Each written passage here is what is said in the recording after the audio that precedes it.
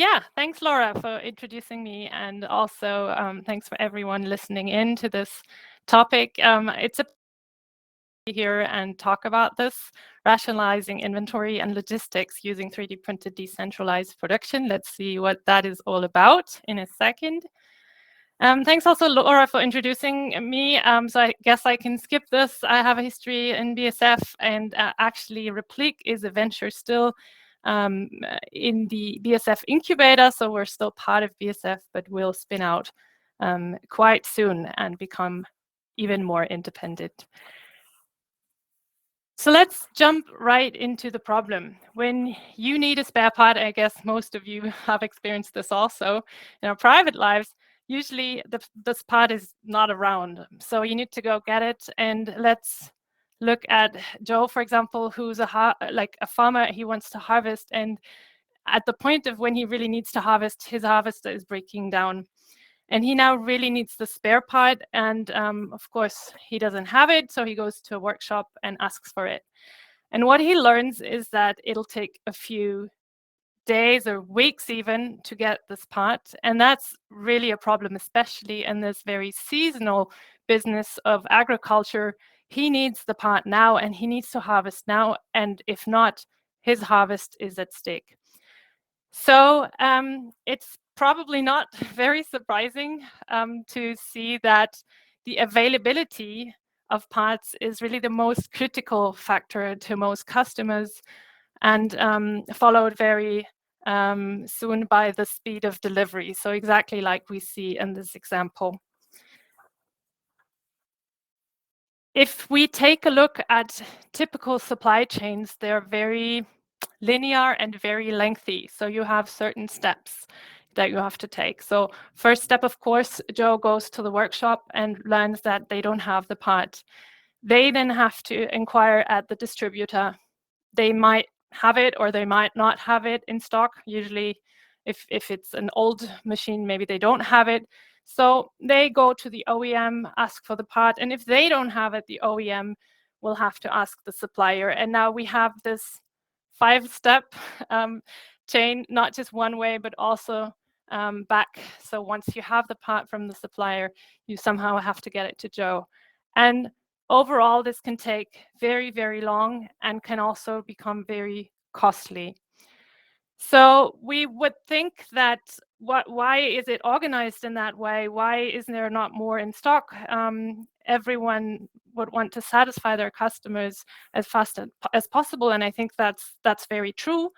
But OEMs do face quite some challenges by doing that, and by challenges I also mean cost drivers. So when you manufacture a part, often you need tools, and those tools need to be maintained. And if the tools are not there anymore, because maybe it's an older series and you've sold off all your parts, then maybe you have to make a new tool. That's usually only worth it if you if you then manufacture, I'm getting ahead of myself, you then manufacture high volumes. And that brings us to this high minimum order quantity that often is another challenge. So the OEM wants a part and they ask their suppliers, and then they say, yeah, I can make this part for you if you buy 50,000 or however many of them.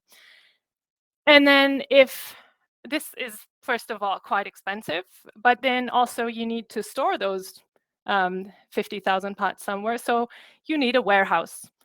And then you can decide, do you go for a central warehouse or do you want to have it split up maybe on different continents or locations? And if you're lucky, somehow the part is needed close to where you have your parts, but often it's the case that it's, I don't know, on the other end of the world or across an ocean or some borders. And then you need to think about the shipping and maybe go for fast shipping. So it can also get quite expensive. And I mean, supply chains, I think, have been optimized over years, and they kind of, when they are in balance, they're excellent, they're very efficient. But we also found recently that various events that were unexpected really disrupted our supply chains in a tremendous way. one example here is the Suez Canal blockage. I think we all remember this from last year, and some of us might still feel the aftermath of it. But for sure, this one ship that got blocked in the canal led to the delay of hundreds of ships, and not only for a few days, but sometimes for 2 weeks or so. And every day there was a revenue loss of $13 to $14 million. So obviously, as a consequence, freight prices transport prices were rising. It was hard to get containers in the right place. And we know that especially the automotive industry was affected heavily. But this is not the only example. I mean, if we also think back to the start of the pandemic, we all of a sudden found borders closed that hadn't been closed in years. So I am based in Germany. We have lots of neighbors around Germany. And all of a sudden, those borders were closed and we had traffic jams with trucks everywhere, which also led to serious delays. So I also have some good news after all these problems. And the good news, I think, is that additive manufacturing, especially if you combine it with a digital inventory, really is a game changer.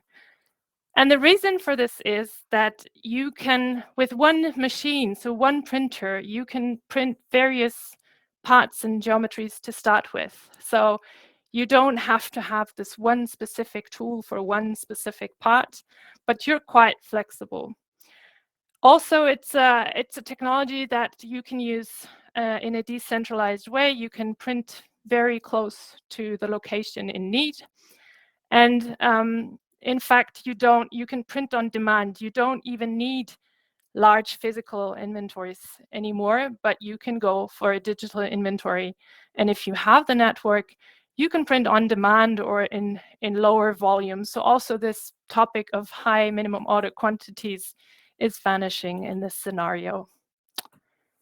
And so I believe in what I want to say with this slide is that actually 3D printing is interesting for all kinds of parts. Of course, they technically need to be printable, that's for sure. But if they are, and then you can either have small series, which you print all along, or if you find your product to grow in volumes, you can just switch to other technologies. So you can use additive manufacturing for the market launch. Maybe then when you have very high volumes, you go for injection molding. And when you have a phase out, you just go back to the additive, or also in case you have some problems along the way and you need a part very quickly, if you've qualified for additive, if you have a digital inventory, you can just make use of it. And I want to introduce to you now an example of where one of our customers exactly did this and took advantage of this. So it's a use case from Siena Garden. That's a manufacturer or OEM for high quality garden furniture mainly in the German-speaking area. And they realized that with their furniture, in the beginning, it's very easy for them to get spare parts, but their customers don't really order them. They don't need them. They don't want to store them at home because they might forget where they are when they need them. So they buy a chair or something, a table or something else, and they're happy for a while. In the beginning, it's really easy to provide spare parts for Siena Garden, but then later, at the end of the product life cycle, all of a sudden, this turns around completely. So customers start requesting spare parts, and it gets more and more difficult and more costly for Siena Garden to procure them and offer them to their customers in a traditional way. And looking at their web shop and what they offer to their customers, they have around 1,000 different spare parts that they offer. So here, additive manufacturing really was the solution, because what was born then was the idea of the eternal spare part that can be offered very easily to the customers and help them in their attempts to repair and prolong the life cycle of their products, which of course when thinking about sustainability is one of the strongest measures that you can take to repair. So how did we do this together? So I just took one example. There's more parts, of course, but in this case, it's Hollywood swing, quite expensive garden furniture piece. And the spare part is a screw, which is small but still needed if you want to make it work, the swing. And so what we did is we took a look at that screw, we redesigned it for 3D printing. Then, of course, choice of material was very important because it's an outdoor application, UV resistance is important, and of course, the color matching with the original product. We'd chosen an ASA for this. We started test printing. Sienna Garden started doing application testing. And once it was cleared officially and qualified, it was moved into the digital inventory and can now be ordered directly. So Sienna Garden is now set for the garden season to start very soon.